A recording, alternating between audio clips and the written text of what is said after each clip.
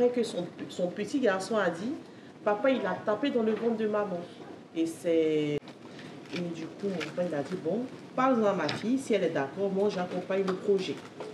Donc mon papa il m'a laissé le plein pouvoir d'accepter comme de refuser. Entre-temps, moi j'avais mon petit copain avec qui je suis, qui est devenu mon mari après.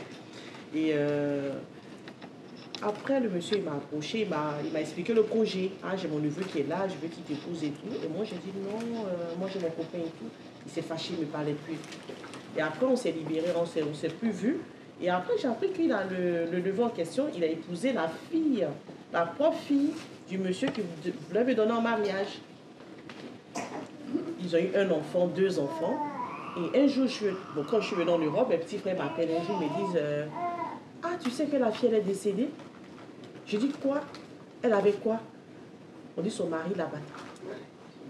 Je dis la battait pourquoi? Je sais pas, qu'est-ce qui s'est passé? En fait, j'arrivais pas. Je dis mais le monsieur, je l'ai vu, c'est un monsieur calme, posé. Quand on le voit, moi je l'ai vu, c'était vraiment quelqu'un de timide, renfermé. En tout cas, il présentait quelqu'un de bien. Franchement, un monsieur bien, mais seulement que moi je le voulais. Et il a épousé la fille, ils ont eu 3 enfants.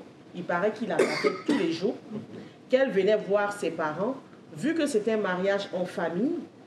Donc, il n'y avait pas... le monsieur disait, non, tu retournes dans ton foyer.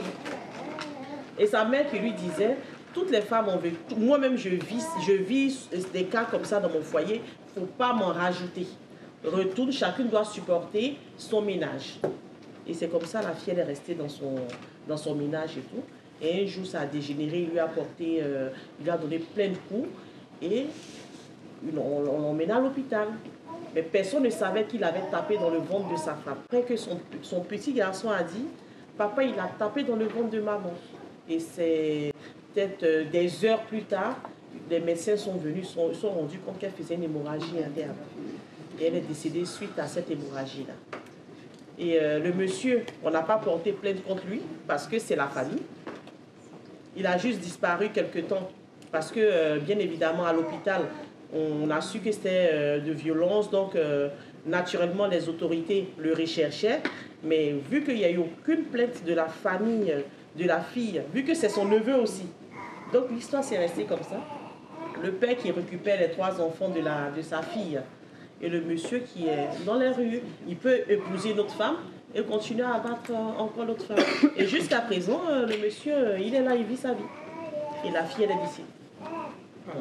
Donc, j'ai fait même ce témoignage-là sur mes réseaux sociaux.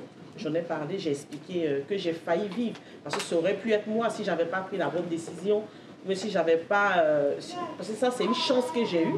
Parce que si j'avais accepté de me marier à ce monsieur, peut-être que c'est moi qui serais partie aujourd'hui. Donc, vraiment, cette fille-là, à chaque fois que je pense à la violence, je pense à elle automatiquement. C'est comme un hommage que je veux lui rendre. Parce que c'était mon ami. C'était mon ami parce qu'on a pratiquement grandi ensemble. Mais aujourd'hui, voir qu'elle est décédée à cause d'une violence et que jusqu'à aujourd'hui, rien n'est fait.